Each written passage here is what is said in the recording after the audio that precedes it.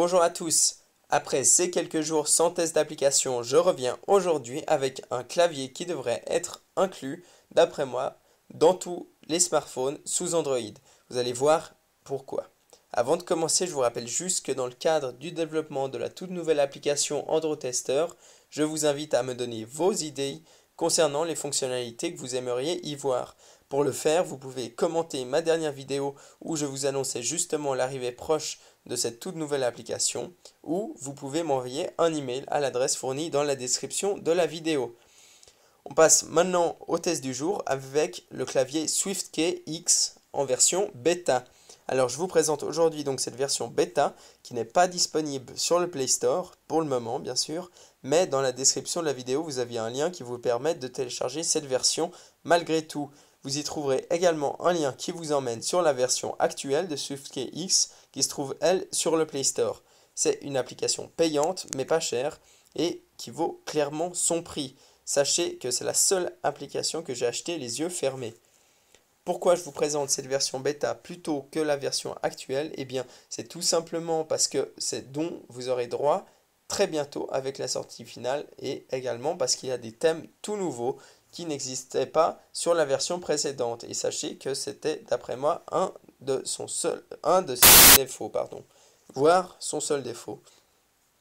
Alors, pour commencer, je vais donc me rendre sur mon compte Gmail pour pouvoir vous montrer l'étendue des possibilités de cette application. Alors, je commence par les réglages. Sachez juste que beaucoup de réglages seront ajoutés dans la version finale. Si ça vous intéresse de savoir lesquels, téléchargez la version actuelle de SwiftKey X et rendez-vous dans les paramètres pour voir l'étendue des futures possibilités de cette version également. Malgré tout, vous allez voir, cette version bêta, elle possède déjà les fonctionnalités principales. Alors, pour vous rendre dans les paramètres, vous sélectionnez l'icône tout en bas à gauche, et vous faites donc un appui long, dessus, et vous cliquez sur Settings. Voilà. Donc, vous arrivez sur une page de réglage où vous allez pouvoir donc modifier toute l'application. Première rubrique, langue et disposition du clavier. Vous avez donc un grand nombre de langues disponibles. En cliquant sur celle que vous voulez, le téléchargement sera automatique. Ensuite, vous voyez ici les claviers que j'ai déjà téléchargés. Donc, il y a l'anglais et le français. Vous pouvez évidemment activer plusieurs claviers en même temps. Et vous pouvez régler la disposition du clavier.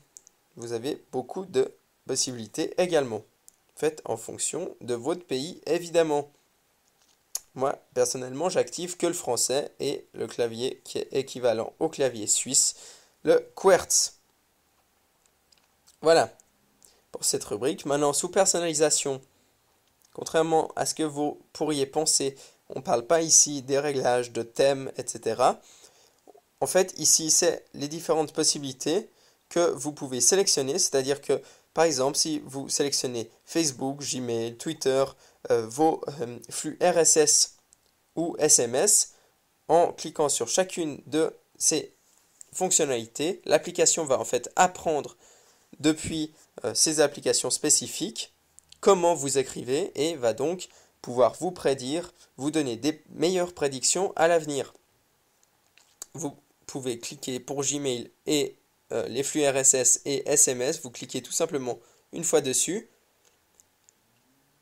Et ensuite, voilà, vous avez une notification vous informant que l'application a bien sauvegardé les différents mots que vous avez utilisés dans votre application SMS et a donc enregistré les mots pour vous donner à l'avenir de meilleures prédictions. Voilà.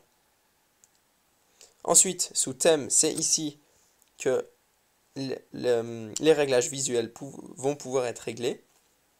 Alors, vous avez différents thèmes. Les 4 thèmes ici en bas, Pumpkin, Néon, Light et Dark, c'est les thèmes qu'il y avait de base sur l'ancienne version, que je vous admets, personnellement, je trouve qu'il n'y en a aucun des 4 qui est vraiment joli. Cependant, comme vous pouvez le voir, il y a 2 nouveaux thèmes, le thème Holo et Cobalt. Moi qui pensais qu'elle allait préférer le thème Holo, sachez que je préfère Cobalt. Malgré tout, je vais juste vous faire une petite comparaison. Je sélectionne Holo donc. Voilà, vous voyez un peu le style. Et ensuite, le thème Cobalt. Voilà, personnellement, je trouve ça un peu plus joli. Vous voyez ici, les rectangles sont très jolis. Après, tout est une question de goût. Ensuite, sous thème toujours, vous pouvez activer ou pas la vision des caractères spéciaux, c'est-à-dire si vous voulez afficher ou pas les différents caractères spéciaux à côté des lettres principales. Et finalement, la petite dernière fonctionnalité, c'est simplement si vous voulez activer ou pas les flèches. Moi, je ne les active pas. Ensuite, sous Advanced, c'est ici que les principaux réglages se trouvent. Alors, vous pouvez choisir le type de style, donc précis ou rapide. Personnellement, j'utilise rapide. Ensuite, vous pouvez sélectionner l'option, enfin, c'est-à-dire qu'est-ce que va faire l'application lorsque vous allez appuyer sur la barre d'espace. Donc, toujours insérer un espace ou compléter le mot actuel ou toujours insérer une prédiction. Je vous conseille de sélectionner insérer une prédiction. C'est là que l'application est la plus performante. Ensuite, je voulais juste vous dire que si on choisit le type précis, la fonctionnalité Quick s'ajoute dans vos paramètres. Donc, c'est simplement une fonctionnalité qui vous permet de double-cliquer sur la barre d'espace, ce qui va ajouter un point. Voilà. Ensuite, AutoCaps, c'est en fait la correction automatique des mots, des frappes, pardon. Voilà, donc je vous conseille de l'activer évidemment. Vous avez les réglages audio et vibreur. Donc vous pouvez sélectionner, activer en fait un son lors de l'appui des touches et régler le volume. Et vous pouvez également régler le retour des vibrations et ici choisir la durée des vibrations. Sachez, vous ne pouvez pas le voir ici évidemment, mais que à chaque arrêt que je fais comme ici, vous avez un aperçu de la vibration. Voilà. Personnellement, je n'active aucun des deux. Ensuite, vous pouvez activer ou pas la touche reconnaissance vocale. Vous pouvez choisir la durée de pression longue, c'est-à-dire que la durée qui va en fait activer les caractères spéciaux de la touche sur laquelle vous cliquez.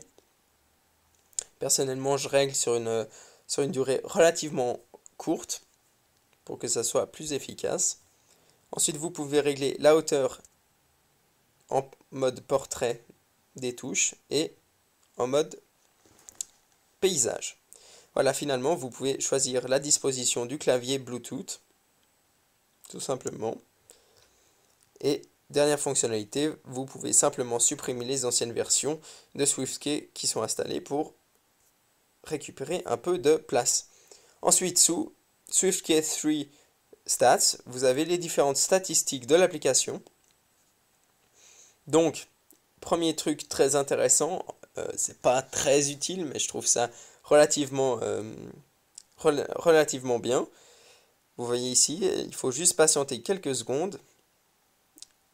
Voilà, vous avez un aperçu du clavier, des touches en fait, de l'endroit où vous appuyez le plus souvent. Les touches étant plus claires, c'est l'endroit où vous appuyez le plus. Voilà, je trouve ça relativement intéressant.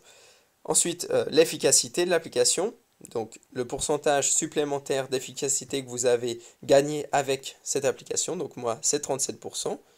Ensuite, c'est le nombre de frappes qui ont été sauvées. Je suis, rendez-vous compte, après un mois environ d'utilisation, à 37 812 frappes sauvées. Ensuite, vous avez les corrections de prédiction, donc 7 464 pour moi, ce qui est très élevé également.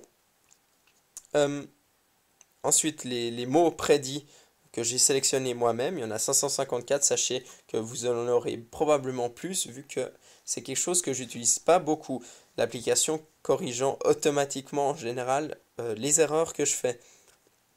Et elle prédit en général également ce que j'ai envie de dire. Et finalement, le nombre de mots qui ont été complétés par l'application, ça s'élève à 4226. Donc vous voyez des performances très acceptables après un mois. Ensuite, sur Quick Tips, vous allez arriver donc sur un site, sur le site de SwiftKey, où vous allez avoir différentes informations pour apprendre à utiliser l'application.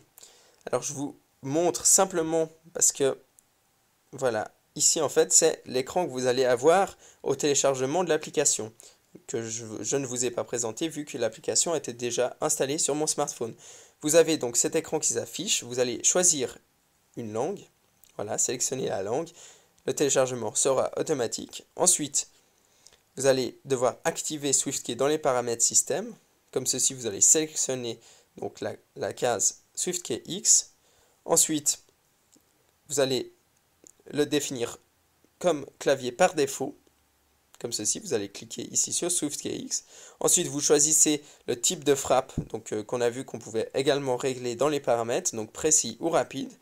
Et finalement, choisir donc ce que je vous ai montré ici au niveau de la personnalisation. Voilà. Finalement, sous support, vous avez simplement la possibilité de voir les différentes questions posées fréquemment. Mais bon, attention, c'est tout en anglais. Vous pouvez faire une suggestion, reporter un bug ou contacter les développeurs. Sachez que c'est une très grande équipe et ils sont relativement connus.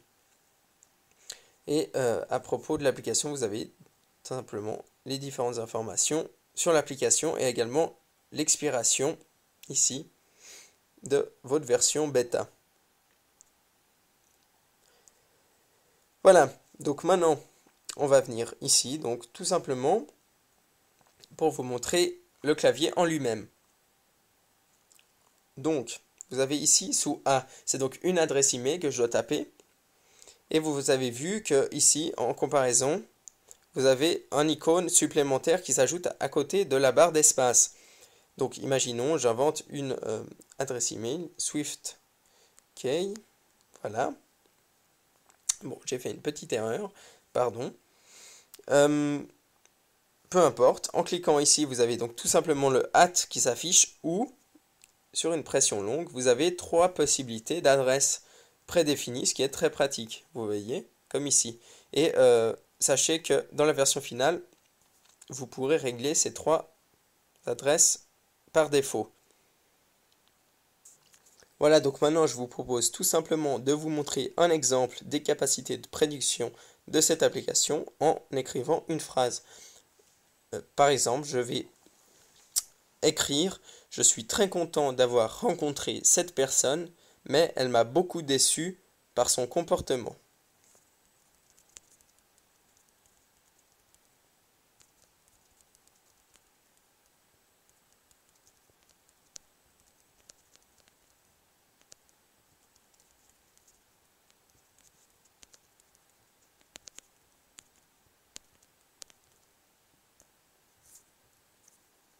Voilà, donc comme vous pouvez le voir, les capacités de prédiction de l'application sont vraiment excellentes. Je n'ai pas pu me rendre compte en direct du nombre de corrections qu'elle a effectuées, mais il me semble que c'est tout de même relativement efficace. Voilà, la seule chose que j'ai à vous dire, eh bien, c'est essayer cette application. Je vous promets, vous n'allez pas être déçus. Prenez soin de vous. Salut à tous.